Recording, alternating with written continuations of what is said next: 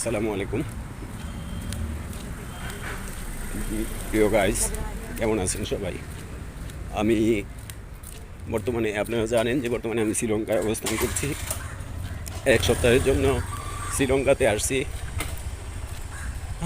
এই এক সপ্তাহ এখানে কাটাবো। তবে আমার সাথে একটা ঘটনা ঘটছে, আপনাদের বলি। যদি আপনাদের না বলি হয়তো যারা ভবিষ্যতে শ্রীলঙ্কাতে ট্যুর করতে আসবেন তাদের জন্য এটা একটা প্রবলেম হতে পারে।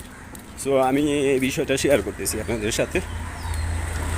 আমি যে রাস্তাটা দিয়ে হাঁটতেছি এটা একটা মানে ব্যস্ত শহরের ব্যস্ত যে রোড আছে তার থেকে একটু মানে ভিন্ন, মানে একটা এলাকার মহল্লা বলা চলে, এটা মহল্লার গলি। হ্যাঁ, আমরা আমাদের ভাষায় বলি মহল্লার গলি।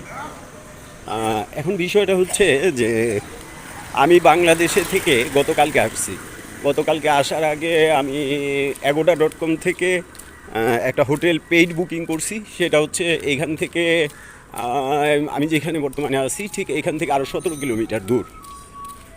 17 বলতে আমি যেখান থেকে গতকালকে একটা টোটো, এই যে যেই সামনে গাড়িটা দেখতে পাচ্ছেন সিএনজি, আমরা যেটাকে সিএনজি বলি এটাকে এই দেশে বলে টোটো, এইটা ভাড়া করছি। উনি দাম চাইছে 1400 রুপি বা এই দেশি টাকার। তা আমি ওই হোটেলে যাওয়ার পথে উনি আমাদের ঠিক ওই যে সামনে যে রাস্তাটা আছে ওইখানে আইনা তারপরে বলতেছে যে এখানে আইসা পড়ছি, তুই যে জায়গার কথা বলতেছ সেই জায়গায় আইসা পড়ছি। তা আমি গুগল ম্যাপে চেক করলাম যে ও আমাদের যেখানে নিয়ে আসছে এখান থেকে আরও 17 কিলোমিটার দূর। ও মাত্র 7 কিলোমিটার আমাদের নিয়ে আসছে, বলতেছে যে এইখানেই তোর জায়গা। কত বড় স্ক্যামার চিন্তা করতে পারেন।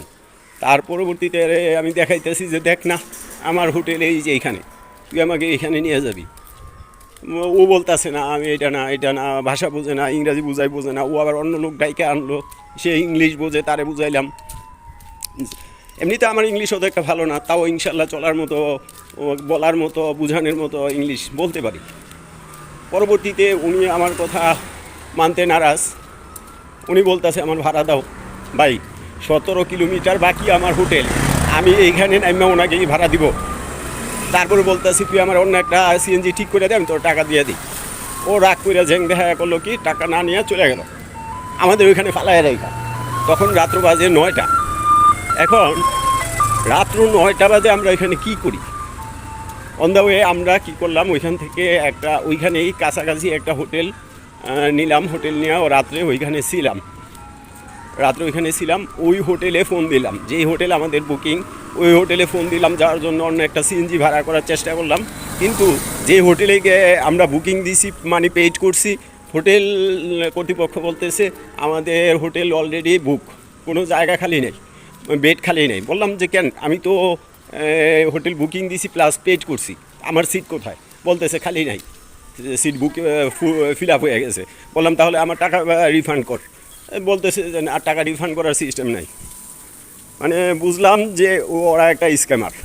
হ্যাঁ, ওরা এই ধরনের জায়গাতে একেবারে দূরে, শহর থেকে দূরে ওরা হোটেল খুলে নামে, অনলাইনে হোটেল খুলে তারপরে মানুষের সাথে এভাবে প্রতারণা করে টাকা হাতিয়ে নেয়। তারপরে হয়তো ওদের হোটেলে গেলে কি হবে ওইটা আল্লাহ পাকে ভালো জানে। যাই হোক, ওটাতে যাই নাই। রাতে যে হোটেলটাতে ছিলাম এটা 5,500 টাকা রুম ভাড়া।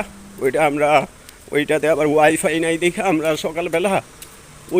সকালে আমরা একটু করতে পারিছিলাম, হাঁটতে পারিছিলাম সমুদ্রের পাড়ে।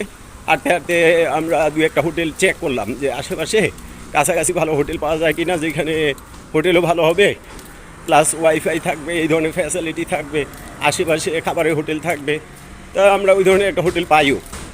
উনি 7,000 টাকার কমে দিবে না। তার পরবর্তীতে ওনারা ওয়াইফ এবং হাজব্যান্ড মিলে অনেক বুঝ পরামর্শের পরে আমরা 5,000 টাকা বলছি, 5,000 টাকা রাজি হয়।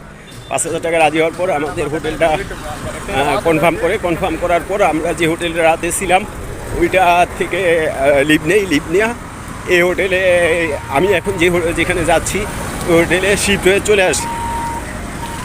হ্যাঁ, তবে এই হোটেলে একটা বেড ডাবল বেড, আর আমরা হইল 3 জন। ঠিক আছে, আমি যে হোটেলটার কথা বলছি এই যে এটা হচ্ছে সেই হোটেল। মানে এই যে সাথে থাই স্পা আর এখানে খাবারের জায়গা আছে। এই যে আমাদের হোটেল। खाना है इधर में okay okay okay no problem no problem next time 1 hour next नहीं okay okay okay Okay. No problem आएगा इधर। Rice I need rice and chicken okay next time है ওকে ওকে তো আমরা এই হোটেলটাতে আসছি উঠছি, খুব গর্জিয়াস, খুব ভালো হোটেল। এটা লবি থেকে আপনার সমুদ্র দেখা যায়, খুব সুন্দর। আমরা এখান থেকে এখানে অল্প বাজেটে ভালো হোটেল পাইছি, তবে 3 জন থাকার মতো পরিস্থিতি নাই দেখা ওরা রাজি হয়েছে আমাদের একটা ম্যাট্রিক্স দেবে, যা যেখানে নাকি একজন থাকতে পারবে। এই হচ্ছে আমাদের রুম, এই যে এইটা আমাদের রুম, অনেক সুন্দর রুম। बॉय मेरे पास चलता है किसका रूम है এই যে রুম, वो ऐसे है ऐसे এই যে আমার বাকি 2 জন সঙ্গী, আর এই যে আমার ব্যালকনি। এই ব্যালকনি থেকে আপনার সব কিছু এখানে দেখা যায়। আর ওই পাশে যে আরেকটা ব্যালকনি আছে, ওই ব্যালকনি থেকে আপনার একেবারে ডিরেক্ট সমুদ্রটা দেখা যায়। একেবারে ওই পাশে যে সমুদ্রটা আছে, ঠিক আপনার ব্যালকনিতে দাঁড়াইলে ওই যে সমুদ্র। ঠিক আছে, অসাধারণ একটা হোটেল পাইছি এখানে। যাই হোক, আপনাদের সাথে আবার পরবর্তীতে কথা হবে, তবে অনলাইনে হোটেল বুকিং দেওয়ার আগে সবাই সাবধানে থাকবেন এবং ব্যাপারটা খুব কনফার্ম হইয়া শিওর হইয়া তারপরে পেইড করবেন। ওকে, আজকের মতো ভালো থাকবেন সবাই, ধন্যবাদ, আল্লাহ হাফেজ।